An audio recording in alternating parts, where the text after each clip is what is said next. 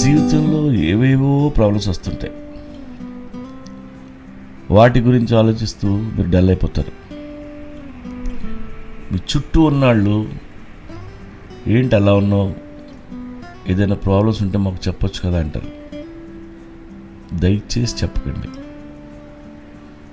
ఎందుకంటే అందరూ మన ప్రాబ్లమ్స్ని అర్థం చేసుకోలేరు. వాళ్ళు అడిగేది ఎంపతితో కాదు, క్యూరియాసిటీతో అడుగుతారు. మీ జీవితంలో ఏం జరుగుతున్నాయో వాళ్ళు తెలుసుకోవాలి. అదో తృప్తి వాళ్ళకి. భుజం మీద చేసి చాలా స్నేహభావంతో అడుగుతారు. అది నిజమే అనుకొని మీ పర్సనల్ విషయాలు వాళ్ళకి చెప్పొద్దు. మొత్తం అంతా విని మిమ్మల్ని అర్థం చేసుకోవడం మానేసి పైగా అపార్థం చేసుకుంటారు. మీరు ఏడుస్తూ బాధలు చెప్పుకుంటూ ఉంటే వాళ్ళ మైండ్లో ఇంకొన్ని యాడ్ చేసి వేరే వాళ్ళకి ఈ కథ ఎలా చెప్పాలా అని ప్రిపేర్ అవుతుంటారు. లోపల వాళ్ళకి ఒక గాసిప్ మ్యాటర్ దొరికిందన్న ఆనందంలో ఉంటారు. పైకి మాత్రం మీ మీద ఎంతో కన్సర్న్ చూపిస్తూ మీలాంటి మూడ్ మెయింటైన్ చేస్తూ ఉంటారు.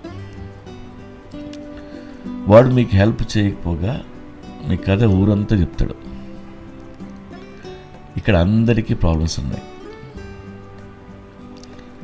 Unloading our problems on to some one else అనేది ఎప్పుడూ మంచిది కాదు.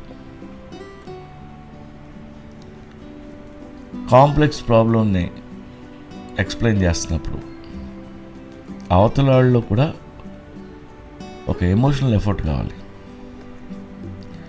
ఒక్కోసారి లిజనర్ మీరు అనుకున్నట్టు రియాక్ట్ అవ్వకపోతే మీకు కోపం అవచ్చు. ఒకవేళ అవతల వ్యక్తి నిజంగానే మంచోడు అనుకోండి, మీ కష్టాలన్నీ చెప్పి వాళ్ళ మీద బడ్డీని ఎందుకు వేయడం? ఏదైనా మన కష్టాలు అందరితో షేర్ చేయడం వల్ల ఉపయోగం లేదు.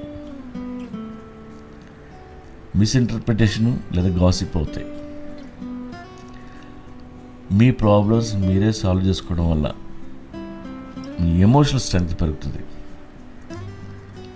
స్ట్రెంగ్త్ కల్టివేట్ చేసుకునే ఎబిలిటీ పెరుగుతుంది. మీ ప్రాబ్లం గురించి మీకు తెలిసినంతగా ఇంకెవరికీ తెలియదు. దాని సమాధానం కూడా మీకు తెలిసినంతగా ఇంకెవరికీ తెలియదు. ఆ మాత్రం దానికి వేరే వాళ్ళ మీద ఆధారపడడం దేనికి? మీకు లీగల్ ప్రాబ్లం వస్తే మీరు లాయర్ని అడగండి. హెల్త్ ప్రాబ్లం వస్తే డాక్టర్ని అడగండి. మెంటల్ ప్రాబ్లం వస్తే థెరపిస్ట్ని అడగండి. డబ్బు కావాలంటే ఫ్రెండ్ దగ్గర అప్పు తీసుకోండి. అంతే తప్ప అందరికీ చెప్పడం వల్ల ఉపయోగం లేదు.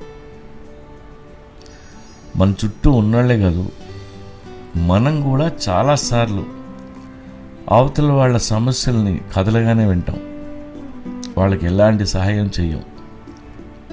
ఇదే పని అందరూ చేస్తారు. అందుకే మన కష్టాలు మనలోనే దాచుకుందాం. ప్రతి తుఫాను బ్రాడ్కాస్ట్ చేయాల్సిన పని లేదు. కొన్ని తుఫాన్లు మనలోనే దాచుకోవాలి. తుఫాను దాచే శక్తి మీలో ఉంటే you become more powerful in life.